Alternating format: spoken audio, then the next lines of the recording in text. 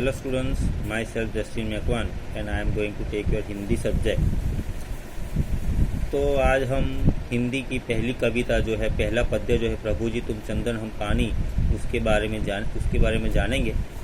अब इस कविता के जो लेखक है वो संत रैदास है। अब संत रैदास जो है वो महान भक्त कवि थे और उनके पदों द्वारा उनकी ईश्वर के प्रति अपनी भक्ति उन्होंने जाहिर की है। ऐसा माना जाता है वो संत रामानंद जी के शिष्यों में से एक शिष्य थे और वो काशी में रहते थे। अब हम पोएम की ओर बढ़ते, मतलब पद्य की ओर बढ़ते हैं। तो पद्य में जो पहली दो लाइनें हैं, प्रभु जी तुम चंदन हम पानी, जाकी अंग अंग बास समानी। तो इसमें संत रैदास क्या कहते हैं? तो इसमें संत रैदास कहते हैं कि हे प्रभु, आपके प्रति मेरा समर्पण भाव चंदन के साथ पानी जैसा है।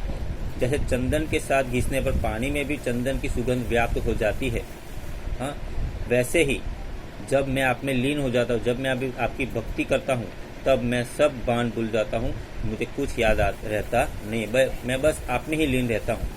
वो कहते हैं हे प्रभु, आप चंदन हो तो मैं पानी हूँ। आपकी सुगंध जो है भक्ति भाव के माध्यम से मेरे संपूर्ण शरीर के अंग अंग में व्याप्त हो गई है। अब दूसरी दो लाइन जो है, प्रभु जी तुम घन बन हम मोरा, जैसे चितवत चंद चकोरा। अब इस लाइन के माध्यम से कवि अपनी भक्ति किस प्रकार जाहिर करते हैं? तो वो कहते हैं कि हे प्रभु, आप मेरे लिए बादल जैसे हैं और मैं आपको जंगल का मोर मानता हूँ। तो क्यों जंगल का मोर मानते हैं? तो जैसे वर्षा ऋतु में काले काले बादलों को देखकर मौन मगन होकर नाचने लगता है, उसी तरह मैं भी आपको निहार कर, मैं भी जब आपके दर्शन करता हूँ, मैं भी जब आपको देखता हूँ तो मदमस्त हो जाता हूँ, मतलब मैं सब भान भूल जाता हूँ। दूसरी लाइन जो है उसमें कहते हैं कि हे प्रभु तुम चातक पक्षी जैसे हो। क्यों?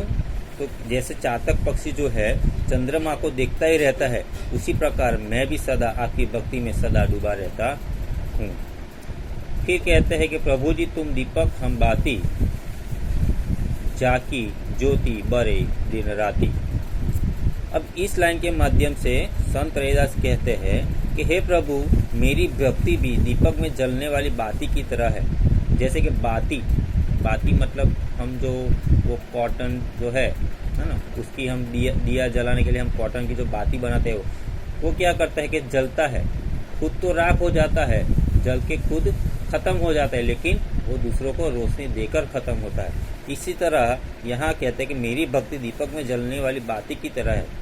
जिस तरह दीपक की बाती अपने आप को जलाकर दीपक के साथ बने रहने का सुख अनुभव करती है, वो भले ही जलकर खत्म हो जाती है, लेकिन वो मरते दम तक, जब तक खत्म नहीं हो जाती और मरने के बाद भी दीपक के साथ ही रहती है, दीपक के साथ ही जुड़ी रहती है।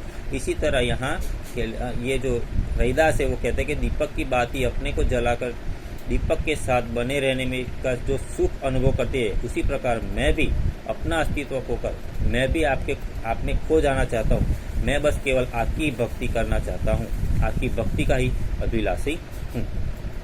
उसके बाद की दो लाइन है कि प्रभु जी तुम मोती हम धागा, जैसे सोन ही मिलत सुहागा। प्रभु मतलब ये जो दो लाइन है उसके माध्यम से संत रैदास कहना चाहते हैं कि आप मेरे लिए सुंदर और चमकदार मोती की भांति है, और वो मोती के अंदर पिरोने वाला जो धागा है वो मैं हूँ। वो धागा मैं अपने आप को मानता हूँ जिसमें मोती पिरोए जाते हैं। वो कहते हैं कि जिस प्रकार मोतियों की माला का धागा मोतियों से जुड़ा रहता है, उसी तरह वे भी अपनी भक्ति के द्वारा भगवान से घनिष्ठ रूप में जुड़े रहना चाहते हैं। वे ईश्वर से अपने जुड़ाव को सोने और सुहागे, हाँ, वो मेल, जैसे सोने पे सुहागा मिलता है तो वो उसमें क्या आता है, हाँ, संज्ञा, वो मतलब ये एक साइन दी जाती है कि भाई जैसे सोने पे सुहागा मिलता है, वैसे ही मेरी भक्ति भी आपके प्रति ऐसी है। दूसरी जो लाइन है कि प्रभु जी तुम स्वामी हम दासा, ऐसे भक्ति करे रैदासा। मतलब यहाँ संत रैदास कहते हैं कि हे प्रभु, आप हमारे मालिक हैं और हम आपके दास हैं, हम आपके समर्पित सेवक हैं। और कहते हैं कि प्रभु मेरी भक्ति तो इसी प्रकार की है, दूसरों की भक्ति के बारे में मुझे पता नहीं, लेकिन मेरी भक्ति, मैं आपकी भक्ति इस प्रकार करता हूँ। और ऐसे ही इस पोएम के माध्यम से संत रैदास ने अपनी भक्ति अपने प्रभु के प्रति जाहिर की है।